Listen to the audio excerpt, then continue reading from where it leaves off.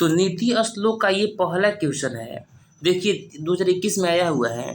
कह रहा है प्रश्न कि इस संसार में कैसे लोग सुलभ है और कैसे लोग दुर्लभ हैं। तो कह रहा है कि सदा प्रिय बोलने वाले अर्थात जो अच्छा लगे वही बोलने वाले मनुष्य सुलभ है। अप्रिय और जीवन की सही मार्ग पर ले जाने वाले वचन बोलने वाले तथा सुनने वाले मनुष्य दोनों ही प्राय दुर्लभ है।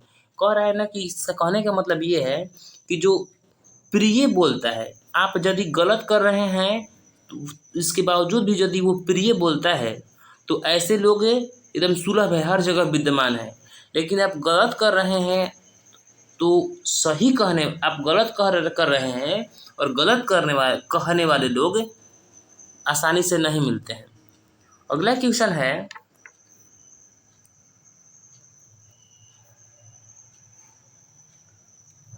कह रहा है कि नीति श्लोका पाठ के आधार पर मूर्ख किसे कहा गया है। देखिए बहुत बार आया हुआ क्वेश्चन है, ये बहुत बार आया हुआ क्वेश्चन है, इसलिए इस पर विशेष ध्यान दीजिएगा। तो नीति श्लोका पाठ के आधार पर मूर्ख किसे कहा गया है। तो वह मनुष्य मूर्ख हृदय वाला एवं मनुष्यों में नीच है। कौन? जो बिना बुलाए हुए प्रवेश करता है कहीं भी, बिना पूछे हुए बहुत बोलता है और नहीं विश्वास करने वाले योग्य पर भी विश्वास करता है, वो जो है समझ लीजिए कि मूर्ख उसको कहा गया है। किसको मूर्ख कहा गया है? तो वैसे मनुष्य जो बिना बुलाए कहीं चल जाता है, बिना पूछे कुछ बोल देता है और जिस पर विश्वास नहीं करना चाहिए उस पर विश्वास कर देता है, उसको हम लोग कहते हैं मूर्ख व्यक्ति।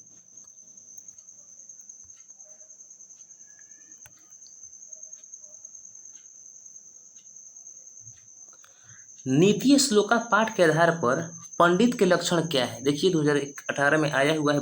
ये सभी क्वेश्चन इंपॉर्टेंट है क्योंकि नीति श्लोक से बहुत सारे हमेशा आता है। तो कह रहा है कि पंडित का लक्षण क्या है नीति श्लोक पाठ के आधार पर।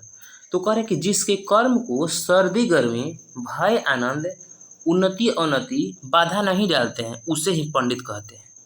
इतना ही नहीं, सभी जीवों के रहस्य को जानने वाला तथा सभी कर्मों के कौशल को जानने वाला पंडित कहलाता है। मनुष्यों के उपाय जानने वाला भी पंडित कहलाता है। तो ये रहा, ये इम्पोर्टेंट क्वेश्चन है, ये आ सकता है। तो इसको आप लोग देख लीजिएगा, बार बार देख करके कॉपी में नोट कर लीजिएगा। नरक के 3 द्वार कौन कौन से हैं। देखिए ये आया हुआ है, 2 बार आया हुआ है, इम्पोर्टेंट है, सभी क्वेश्चन इम्पोर्टेंट है। तो कह रहे कि नरक के 3 द्वार है काम क्रोध और लोभ। काम क्रोध और लोभ ये नरक के 3 द्वार है। कह रहे कि ये तीनों द्वार अपने आप को नष्ट कर देता है, इसलिए इन तीनों को त्याग ही देना चाहिए। इस जब हम 10 श्लोक को सभी श्लोक को जब हम पढ़ाए हैं तो उसे अच्छा से समझाएं, इसलिए 10 सभी श्लोक को देख लीजिएगा।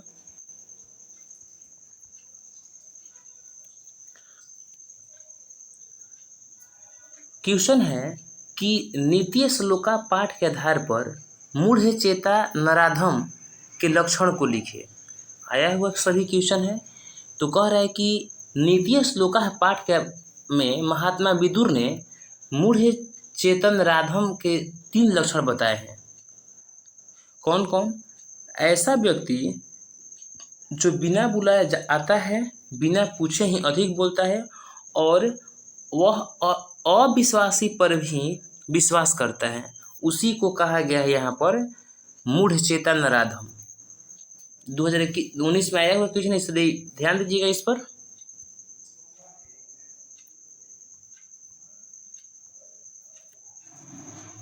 नीति श्लोका पाठ में से किसी एक श्लोक को साफ साफ शब्दों में लिखिए। 2019 में आया हुआ क्वेश्चन है, इसलिए तो कोई भी एक जो आपको याद है।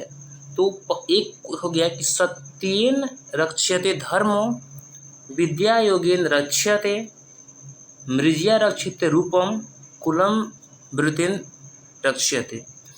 तो अपने बुक में देख करके कि कौन सा ये श्लोक है, श्लोक नंबर कितना है और जो स्टार्टिंग के 10 श्लोक बताए हैं उसका अर्थ आप लोग वहाँ से देख लीजिए।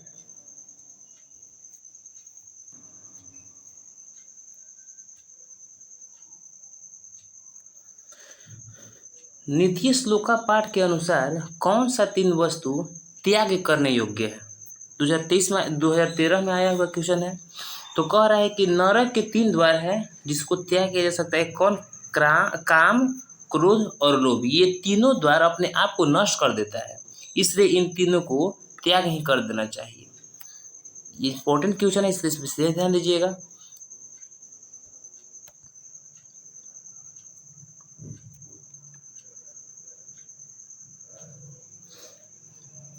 नीति श्लोक पाठ में हमें क्या संदेश मिलता है? तो कह रहे कि नीति श्लोक पाठ महात्मा विदुर रचित विदुर नीति ग्रंथ से उद्धृत है, लिया गया है।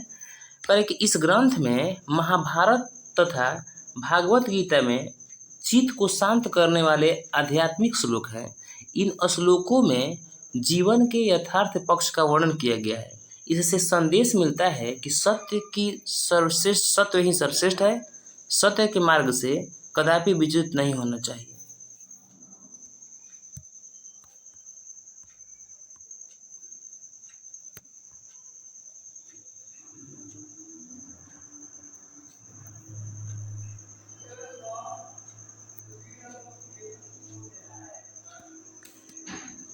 क्वेश्चन ये लंबा है।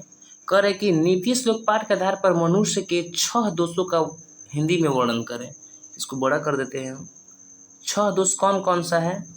तो यहाँ कह रहा है कि महात्मा विदुर द्वारा रचित विदुर नीति ग्रंथ से संकलित नीति श्लोक पाठ में मनुष्य के 6 दोषों का वर्णन गया है। क्या है ये 6 दोष?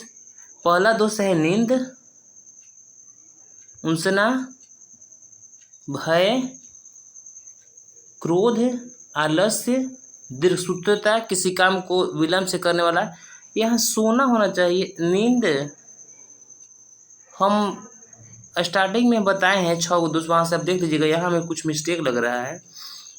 तो कह रहे कि नीति का कहना है कि प्रगति की इच्छा रखने वाले मनुष्य को इन 6 दोषों को त्याग देना चाहिए, क्योंकि अधिक निद्रा के कारण वह कोई काम समय पर नहीं कर पाता है। वह तंद्रावश प्रत्येक काम में पीछे रह जाता है। भय के कारण काम आरंभ ही नहीं करता तथा क्रोध के कारण बना काम भी बिगड़ जाता है। आलस्य के कारण समय का सदुपयोग नहीं हो पाता है।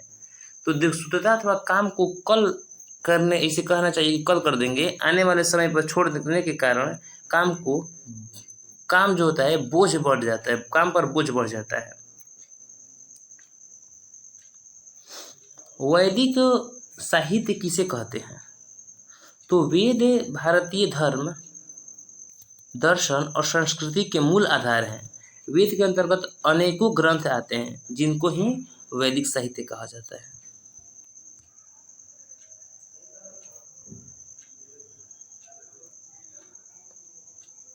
नीति श्लोक के आधार पर कैसा बोलने वाले व्यक्ति कठिनाई से मिलते हैं? तो जो मुंह पर जो चापलूसी नहीं करते हैं, बस कि विदुर नीति श्लोक पाठ में विदुर स्पष्ट कहते हैं कि उचित बोलने वाले व्यक्ति कठिनाई से मिलते हैं और उचित सुनने वाले व्यक्ति भी कठिनाई से मिलते हैं। इसको स्पष्ट करते हुए विदुर कहते हैं कि उचित बोलना प्रिय नहीं होता है तथा अप्रिय बोलकर कोई भी व्यक्ति किसी का शत्रु नहीं बनना चाहता है। दोनों ये तो विदुर के अनुसार दुर्लभ है।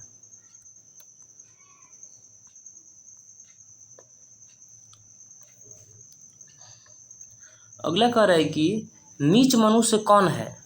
पठित पाठ के आधार पर स्पष्ट करें। नीति श्लोक पाठ के आधार पर बताना है कि नीच मनुष्य कौन है।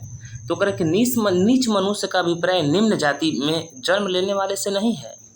सत और असत्य कर्मों में संलग्न रहने वाला मनुष्य ही नीच की श्रेणी में नहीं आता है। जो बिना बुलाए हुए किसी सभा में प्रवेश करता है, बिना पूछे हुए बहुत बोलता है, नहीं विश्वास करने वाले पर भी बहुत विश्वास करता है, ऐसा पुरुष ही नीच की श्रेणी में आता है।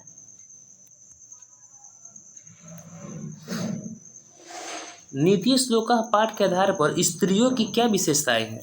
तो स्त्रियां घर की लक्ष्मी है, ये पूजनीय तथा महाभाग्यशाली है, ये पुण्यमयी और घर को प्रकाशित करने वाली कही गई है।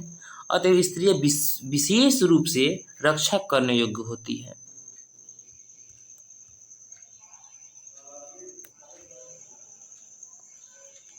करें कि उन्नति की इच्छा रखने वाला मनुष्य को क्या करना चाहिए। तो उन्नति की इच्छा रखने वाले मनुष्य को निद्रा मतलब अधिक सोना, तंद्रा मतलब ऊँघना को त्याग देना चाहिए। इतना ही नहीं, भय, क्रोध, आलस्य और काम वासना को टालने की प्रवृत्ति भी रखना चाहिए।